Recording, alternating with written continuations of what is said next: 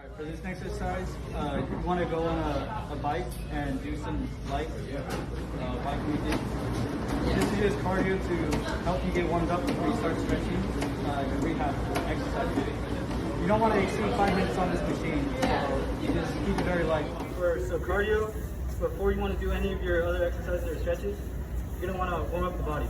So this is a light walk to a jogging speed on the treadmill. You don't want to exceed 5 minutes onto this as it's just a light warm-up exercise.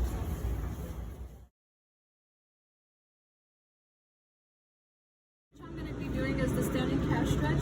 First, you're going to want to go on a flat surface, a wall preferably, and place your hands on the wall with one leg extending back. And you're just going to want to hold this position, and you should feel a stretch in your calves and your legs.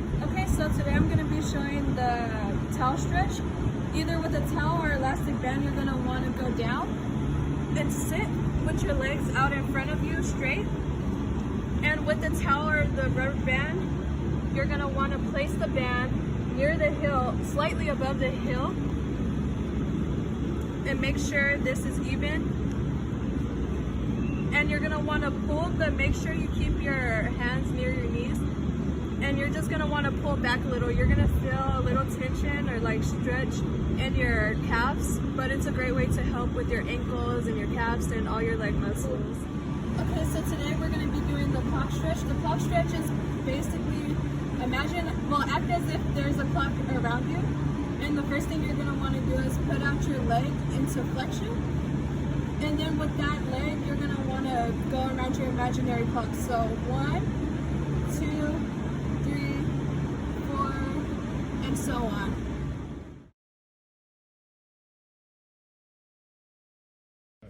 Alright, so this next exercise is called the ankle circles. So what you do is you just rotate your ankle in circles.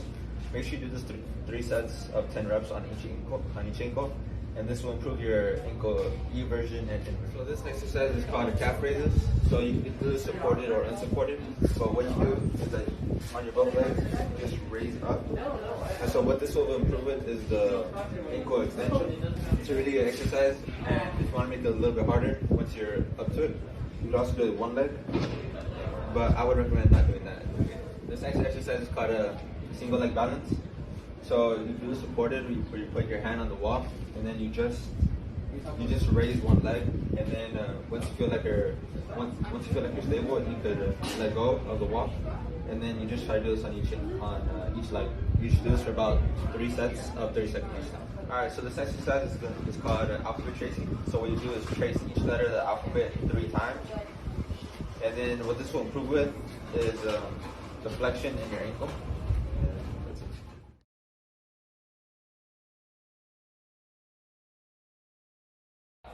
So this is another myofascial technique, which is called ankle milking. And what you're going to want to do is obviously put the person that is injured or the athlete that needs this type of myofascial technique done to them, and you're going to put them on a table or really any flat surface.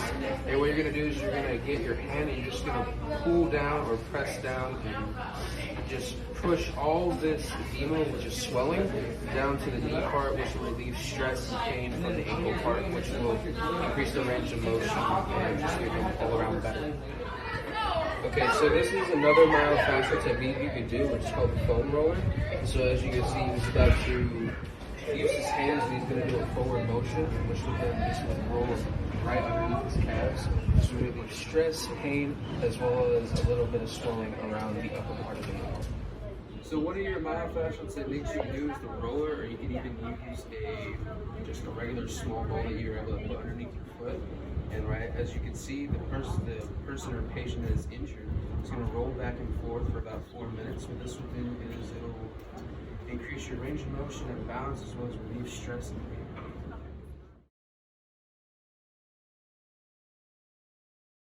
Okay, so when you first injure your ankle, what you're going to want to do first is use cryotherapy. And the example of cryotherapy is ice, and you can use an ice pack. Also, another example of cryotherapy is the whirlpool bath. Cryotherapy will help you alleviate pain and decrease swelling in the area.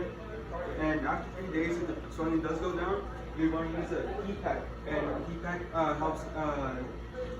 helps gain more mobility and also reduce pain. For cryotherapy, you're going to want to use it for 20 minutes every few hours, and once after the 3 days, when you start using thermal therapy, you're going to want to use it for 15-20 minutes.